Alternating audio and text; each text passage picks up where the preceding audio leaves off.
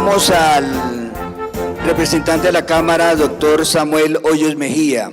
Él es psicólogo, sociólogo de la Universidad Javeriana, con máster en Acción Política, Universidad Francisco de Vitoria y Rey Juan Carlos de España. Ha sido docente de posgrado en Ciencia Política de la Universidad Sergio Arboleda y columnista del Nuevo Siglo. Fue representante de Agencia Española de Publicidad y Comunicaciones en Colombia y asesor de la Universidad Sergio Arboleda. Doctor Samuel Hoyos Mejía. Hola, buenas tardes. Muchas gracias por esta invitación. Es un honor para mí estar acá, doctora Marta Janet, doctor Francisco, al padre Albeiro, el rector de este lindo colegio, pues le agradezco esta invitación. Es muy difícil hablar después de un hombre tan elocuente e inteligente como el doctor Noguera, pero bueno, trataré de plantearles una propuesta que, si les gusta, podríamos pensar en crear un proyecto de ley al respecto. Espero no dormir a muchos de ustedes y hoy ustedes son educadores y hoy les tocó sentarse en el lado de sus estudiantes. Ya, ojalá de pronto sirva para que cuando se les quede dormido alguno en clase lo sepan entender, sobre todo después de almuerzo, que es pesado. Esta es una propuesta que busca fortalecer la educación privada. Acá traté de mostrar un concepto de Alejandro Finocchiaro, que es el director de educación de la provincia de Buenos Aires, actualmente en Argentina. Si me permiten, la voy a leer. Una buena educación es aquella en la que todos los alumnos pueden aprender y en la que se prioriza la enseñanza, el acto de la transmisión. En ese acto en el que una generación pasa un legado a otra. La finalidad es habilitar el acceso a todos los signos disponibles de la sociedad, sin restricción, y promover la curiosidad y el deseo de aprender. Además de la transmisión, una buena educación debe promover justicia educacional, lo que significa básicamente la capacidad de garantizar una distribución del bien social. Educación que redunde en una mejora en la posición de todos los miembros de la sociedad, en particular la de sus sectores más postergados. En un buen sistema educativo, las diferencias socioeconómicas desaparecen o se achican y las brechas en los resultados educativos no reflejan las brechas sociales. Ese es el papel de la educación. La gran desigualdad que tenemos en un país como el nuestro es en la falta de acceso a un sistema educativo de calidad. ¿Cómo podemos mejorar esto? Fortaleciendo la educación privada. Siguiente, por favor. Andrés Oppenheimer, coincidencialmente otro argentino, que se ha dedicado a investigar la competitividad de los países y el desarrollo de los países a partir de sus sistemas educativos. Y muestra ejemplos de países asiáticos que han logrado altísimos niveles de desarrollo cuando hay una disposición política y un gran consenso entre todos los sectores, privado, público, los artistas, los periodistas, los políticos, en fortalecer la educación. Él dice: la educación es demasiado importante como para dejarla solo en las manos de los gobiernos. Ojo con esto. Los políticos, no todos, por más buenas intenciones que puedan tener en el desarrollo de la educación, siempre estarán pensando en las próximas elecciones, a menos que no sientan la presión social de hacerlo, no invertirán más en la educación. Ese es un riesgo de la educación pública. La educación pública está sometida al vaivén de los cambios políticos y de gobierno. Y es mucho más permeable a la ideologización de los estudiantes a través del sistema educativo. Siguiente, por favor. No se ve nada, pero bueno. La educación es un agente de movilidad social. Si tenemos acceso a una educación de calidad, seguramente las oportunidades laborales de inclusión en el mercado serán mayores, a pesar de tener orígenes distintos. Pero si logramos que el sistema se equipare de alguna manera y garantizar calidad, estaremos dando a nuestros niños un punto de partida para competir en igualdad de condiciones. Ese debe ser el papel de la educación y no que simplemente se nos condene al fracaso y se nos condene o a la pobreza o a la ignorancia a través de un mal sistema educativo. ¿El papel del Estado cuál es? Pues el papel del Estado es garantizar que todos podamos acceder a una educación de calidad, no necesariamente una educación ofrecida directamente por el Estado, directamente del sector público, a través de los privados también. Y esto claramente, pues no solo para garantizar el derecho fundamental de todos a la educación, sino para que la sociedad avance hacia un mejor estadio. Con la educación no solo buscamos promover el desarrollo individual, sino de la sociedad en su conjunto. Siguiente. Al respecto, la Corte Constitucional ha reconocido el papel fundamental que cumple la educación privada. Es decir, el Estado no puede limitarse a la educación pública y debe, primero porque es insuficiente y porque no siempre es de buena calidad, y debe acudir al privado para satisfacer una obligación que es propia del Estado, una obligación que tiene con cada uno de los ciudadanos. Y entonces la educación privada llega a suplir de alguna manera ese papel que el Estado o no puede asumir o no necesariamente lo hace tan bien como el privado. ¿Qué diferencia hay acá? Con esta propuesta, yo quiero devolverle a la familia, a los padres, el derecho de elegir la educación que quieren para sus hijos. Los papás, el entorno familiar debe tener esa potestad. Son los encargados de formar a los niños y por lo tanto se debe garantizar el derecho de esta familia a elegir qué modelo de educación quieren para sus hijos, porque el problema, si la oferta únicamente es pública y las personas de escasos recursos pues están obligados a acceder a un sistema aunque sea malo, un sistema que no tiene incentivos para mejorar ni para competir. ¿Por qué vamos a condenar al pobre a una educación mala? ¿Por qué una familia de escasos recursos no puede escoger qué tipo de educación quiere para sus hijos? Eso no debe ser simplemente un beneficio de las familias acomodadas, eso debe ser un derecho de todos los colombianos, de todas las familias, de todos nuestros niños. Y ahí es donde el papel de la educación privada es fundamental. ¿Por qué? Como les decía antes, la pública, pues de alguna manera ofrece un modelo único, homogenizante y es permeable al influjo o a los vaivenes políticos, que es lo que estamos viendo ahora, por ejemplo, con el tema de las cartillas. Esto pues se podría superar. Esta gráfica nos muestra cómo está distribuida la participación en Bogotá entre los públicos y los privados y nos muestra que más de un 70% de la educación de nuestros hijos se satisface a través de la educación privada. Por lo tanto, su papel es fundamental, más relevante que el del propio Estado. Siguiente, por favor.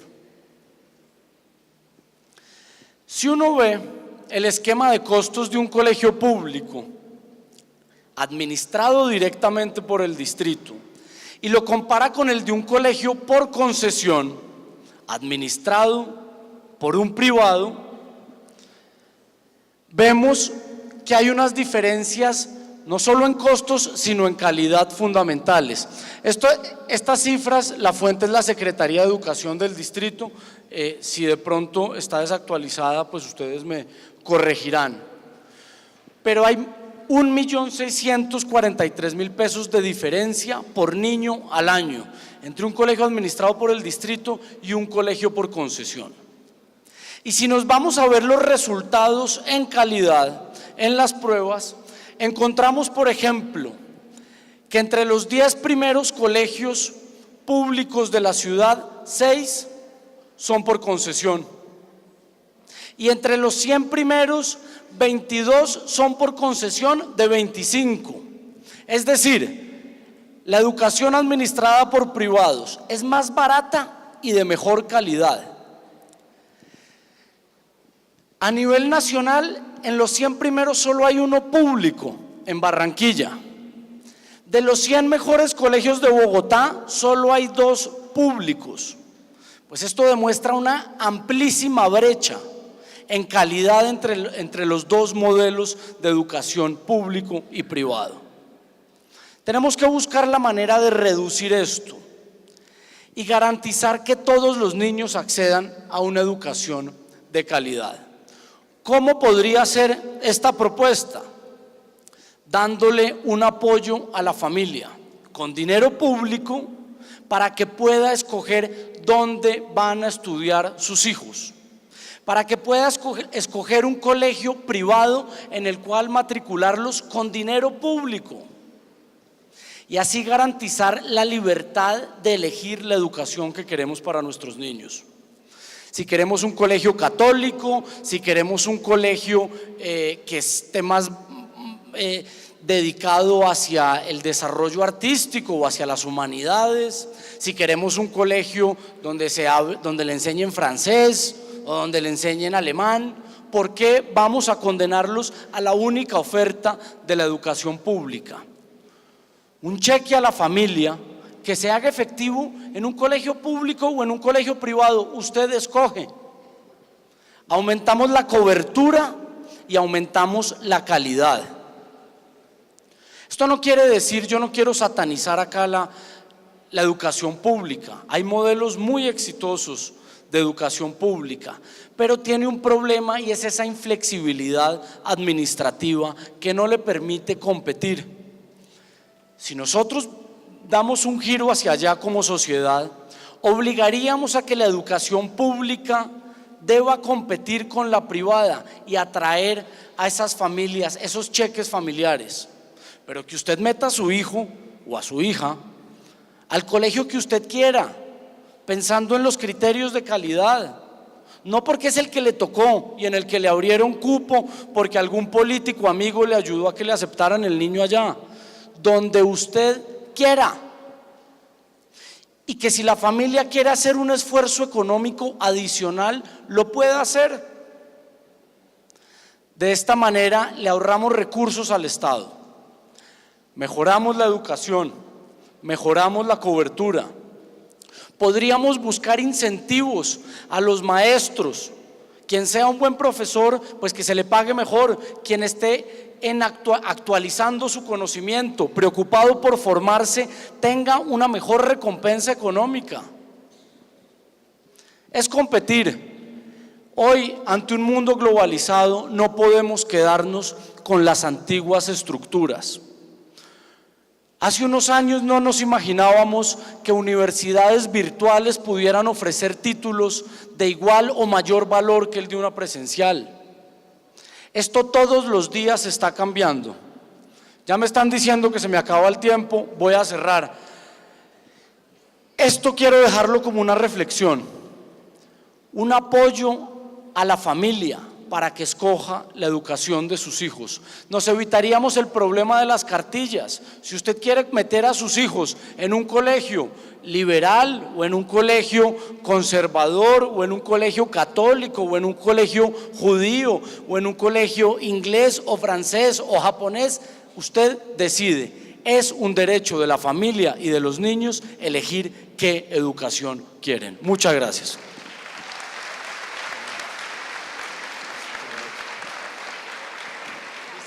Muy bien.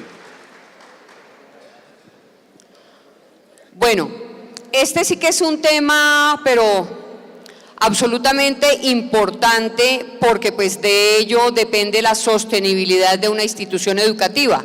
que, dicho sencillamente, es una empresa prestadora de un servicio público, pero una empresa que tiene que sostenerse, que además genera empleo, no solamente a nivel docente, sino a nivel administrativo, a nivel de servicios generales, contratos con diferentes instancias para el servicio de restaurante, de cafetería, es decir, son empresas que están ayudando en todo sentido al desarrollo del país.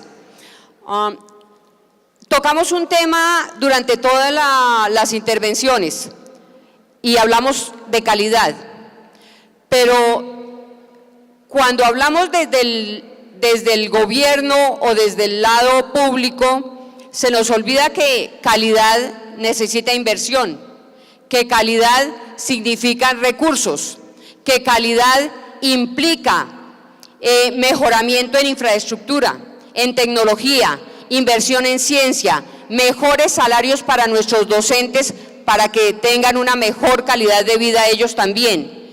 Todo eso, ¿qué significa? Mayores ingresos en tarifas de matrículas y pensiones. Pero desafortunadamente nosotros estamos regulados por el gobierno y además afectados en un tema gravísimo que es, por ejemplo, la cartera morosa. A nosotros nos ayuda a cobrar las pensiones de aquellos padres de familia que educan a sus hijos gratis durante todo el año o 9 meses, 8 meses y se van tranquilamente, los matriculan en otra institución sin que les pidan papeles, sin que les exijan paz y salvos, sin que se les exijan unos certificados, y si se van al sector oficial peor, porque allá sí, por lo menos nosotros ahora nos estamos apoyando y les exigimos el certificado y les exigimos el paz y salvo, pero en los colegios públicos les reciben sin ninguna condición de estas, entonces dejando un gran hueco financiero en las instituciones. Hablar de calidad, lo decían nuestros dos participantes, ponentes en el día de hoy, hablar de calidad implica recursos. ¿Cómo lo podemos lograr? Y aquí hay una serie de preguntas del auditorio que obviamente no las vamos a poder revisar todas, pero que voy a tratar de resumir las más importantes. En el tema de la cartera morosa, preguntan los colegios, ¿qué estrategia se puede diseñar desde el Congreso de la República para que los padres de familia estén obligados a pagar el servicio que sus hijos han recibido, ya que se nos prohíbe suspenderles el servicio por ser un servicio público educativo?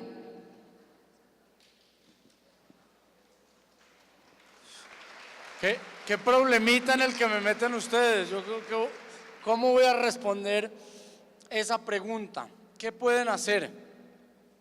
Pues vea, yo creo que el zapatero se debe dedicar a sus zapatos. La función de los educadores es educar. Cobrar hay veces se vuelve un problema porque rompe ese vínculo entre los educadores y la familia. Ahora, para las familias generalmente es una prioridad la educación de sus hijos y es de las últimas obligaciones que deja de asumir. Usted primero deja de pagar o no se compra carro nuevo o no se va de vacaciones, pero lo último que deja de pagar es el colegio de los niños. Bueno, eso es lo que debe hacer un padre responsable, una familia responsable.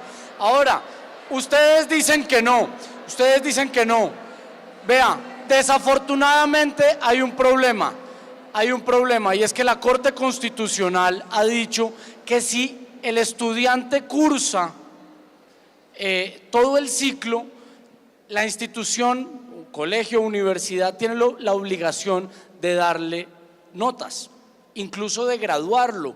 Ha habido tutelas que se han fallado en ese sentido. Entonces, lo primero es, por doloroso que sea, cortar el asunto de raíz.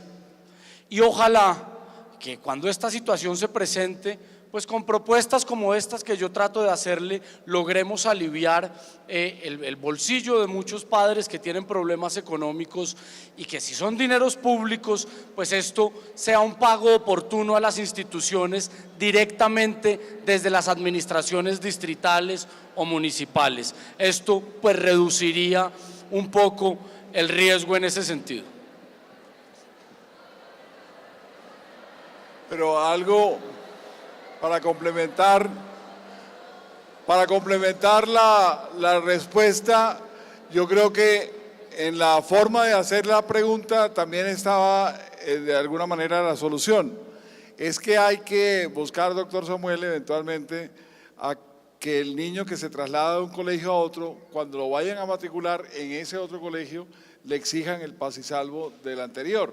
Es decir, que el padre de familia, porque hay muchos que desafortunadamente, doctor Samuel, actúan irresponsablemente, que dejan de pagar durante todo el año en el colegio y luego simplemente tienen la picardía o la vagabundería de trasladarse y por una sentencia absurda que salió tal vez en la primera Corte Constitucional, yo la recuerdo, no se le obligaba esa obligación. Yo creo que hay que buscar usted de pronto en la Comisión Primera, conjuntamente con la mesa de educación privada, buscar que se formulen algunas propuestas para mejorar sustancialmente ese tema.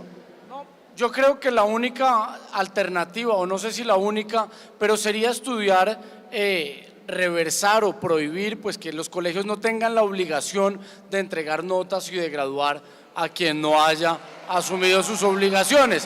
Pero no me puedo comprometer en esto porque ustedes saben los choques que se presentan entre la Corte Constitucional y el Congreso de la República. Nosotros hay veces queremos hacer algunas cosas y ellos, la Corte Constituyente, como los llamo yo, toman decisiones en otro sentido.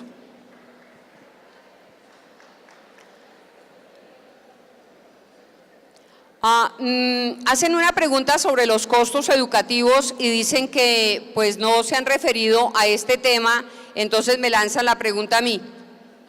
Sobre los costos educativos les puedo comentar que ya hemos tenido 2 reuniones con el Ministerio de Educación. Nosotros como mesa de presidentes presentamos una propuesta de costos en la que teníamos en cuenta todos los indicadores que afectan en la prestación del servicio. Le presentamos esa propuesta al Ministerio y el Ministerio nos hizo una contrapropuesta a nosotros y desafortunadamente en esa propuesta que nos hacía el Ministerio pues no contemplaba todo lo que implica para una institución educativa poder sostenerse con calidad. Entonces nosotros volvimos a presentar otra propuesta y estamos esperando que antes del 15 de septiembre se expida la resolución de costos para poder nosotros definir las tarifas en cada una de nuestras instituciones.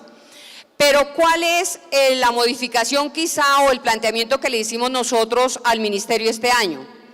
Siempre nos hemos preocupado por un porcentaje de aumento que sea representativo y que le permita al colegio la sostenibilidad. Pero también tenemos que tener en cuenta pues todas las inversiones que tenemos que hacer en las instituciones para que esto sea como equitativo. Este año quisimos modificar un poco la pirámide de los aumentos y le pedimos al Gobierno Nacional que se invirtiera de pronto brindando un mayor porcentaje de aumento a aquellas instituciones que están ubicadas en los sectores menos favorecidos, en los estratos menos favorecidos y que por lo tanto tienen menores ingresos y menores recursos para poder invertir y mejorar en calidad. Y le decíamos al Ministerio, ¿cómo le pueden exigir a una institución educativa que invierta si no se le tiende la mano y no se le ayuda para que tenga unos ingresos mejores y pueda realmente reinvertir? Creo que eso pues lo dejamos calando en el Ministerio y esperamos que en la próxima resolución sea tenido en cuenta.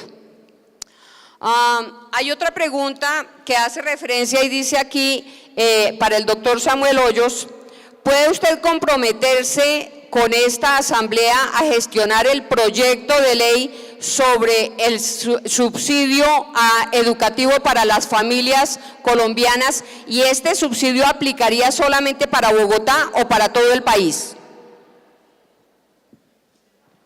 Muchas gracias. Nosotros desde el Congreso legislamos para todo el país, no podemos hacer una ley específica para Bogotá.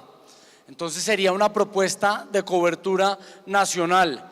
Por supuesto que me puedo comprometer a estudiar el tema, si ustedes me ayudan, sería de gran interés para mí y sería un orgullo poder representar a la educación privada en una iniciativa de este tipo, como un subsidio a la demanda, un apoyo a la familia, un cheque familiar para poder mejorar cobertura y calidad. Entonces, por supuesto, cuenten conmigo para eso, me pongo a disposición de la Mesa Nacional de Educación Privada para que estudiemos el tema y lo estructuremos técnicamente y presentemos una propuesta, un proyecto de ley en el Congreso.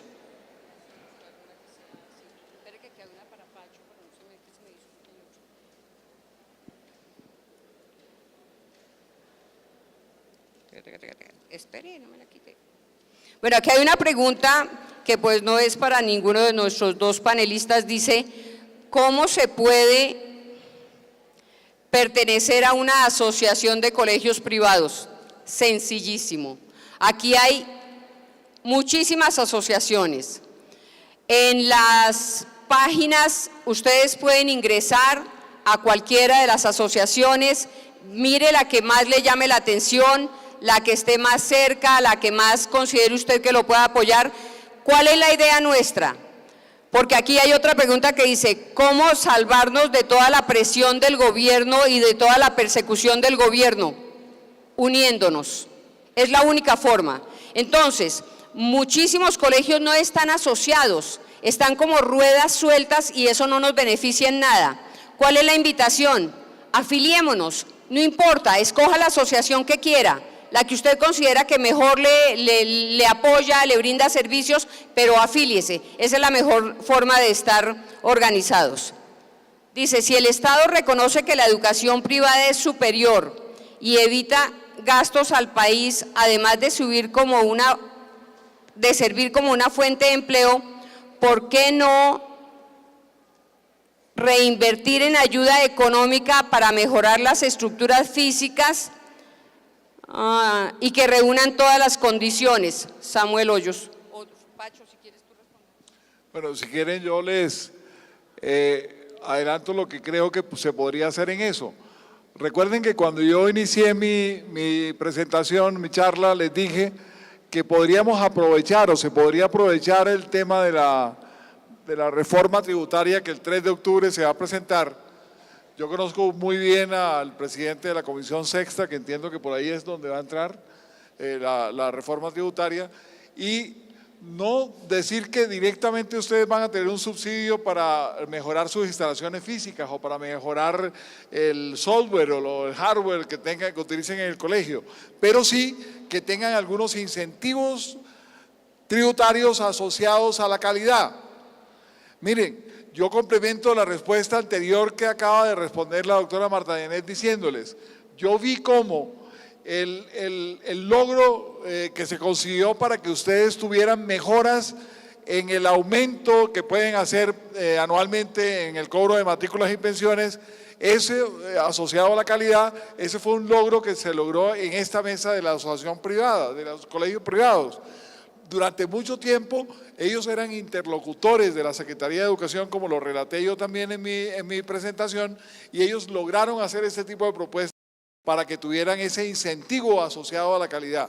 Así como se logró eso en materia de poder aumentar más que la inflación o más que las resoluciones de costos educativos que saca el Ministerio de Educación, en esa materia se podría también lograr haciendo un lobby apropiado, un lobby bien hecho, con las personas indicadas de distintos partidos que se puedan unir a esta propuesta y que ustedes tengan esos beneficios. Si ustedes tienen beneficios tributarios asociados a la calidad, esos mayores recursos podrán destinarlos para mejorar o bien las instalaciones educativas o bien lo que ustedes quieran, inclusive la capacitación de profesores o todo lo que ustedes ustedes tengan asociados a eso. El doctor Samuel acaba de decir que él se ofrece voluntariamente a seguir trabajando con la mesa, cosa que celebro. Yo estoy también dispuesto a continuar mi relación de amistad con ellos y de admiración por la educación pública para que podamos formular rápidamente esa propuesta en la educación privada, en la educación en general, pero por supuesto estoy aquí es por la admiración que siento por ustedes. De manera que eso lo podemos hacer y vamos a comprometernos a trabajar con la mesa de la educación privada nacional y local. Bueno, como pueden ver, este es un tema de muchísimo interés. Tenemos problemas delicados aquí. La cartera morosa, número 1. Servicios públicos con tarifas comerciales, como si nosotros fuéramos comercio o industria. Impuesto de industria y comercio como si fuéramos industria o comercio y somos prestadores de un servicio público educativo. El tema del impuesto predial, tan absolutamente grave y que está acabando con muchísimos colegios, porque ha subido en los últimos 5 años de una forma desmesurada. Sobre ese tema ya estamos trabajando, estamos haciendo las gestiones para mirar cómo logramos o que exoneren a los colegios prestadores del servicio público en educación preescolar básica y media de este pago del impuesto predial, o por lo menos que logremos un descuento en ello. Y estamos haciendo hasta una propuesta, que lo que no paguemos en impuesto predial lo demos en becas educativas para nuestra comunidad. Esa sería la mejor forma de nosotros pagar el impuesto predial. Y los servicios públicos deben ser los servicios mínimos que paguen las instituciones educativas. Las tarifas que se le pagan a los colegios, no en Bogotá sino en todo el país, del Banco de Oferentes, de verdad que son lamentables.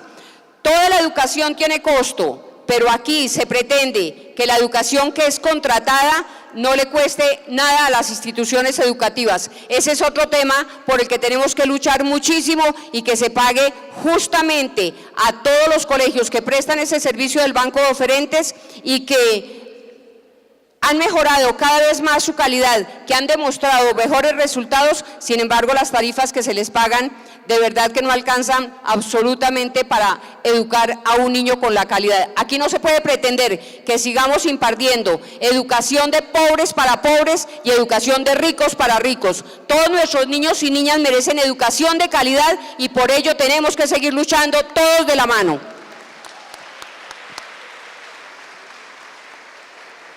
Frente a ese último tema, yo no sé si alguno de ustedes vio, yo le pedí al alcalde Enrique Peñalosa eximir del pago del impuesto predial a las instituciones de educación.